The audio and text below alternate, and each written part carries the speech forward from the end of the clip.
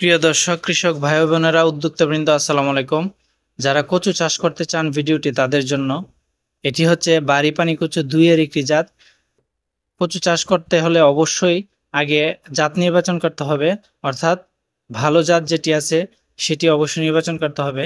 কচুর ভালো জাতগুলোর মধ্যে রয়েছে বাড়ি পানি কচু 1 বা লতিরাজ এবং বাড়ি পানি কচু 2। এই দুটি জাত আপনারা চাইলে চাষ করতে পারেন। খুব সহজেই আপনাদের যে জমিটি পতিত পড়ে আছে, জলমগ্ন থাকে, একটু নিচু জমি বা মাঝারি নিচু জমি, এই সমস্ত জমিতে যেখানে পানি সেচের ব্যবস্থা করা যাবে সেই সমস্ত জমিতে অবশ্যই আপনারা কচু চাষ করে নিতে পারেন।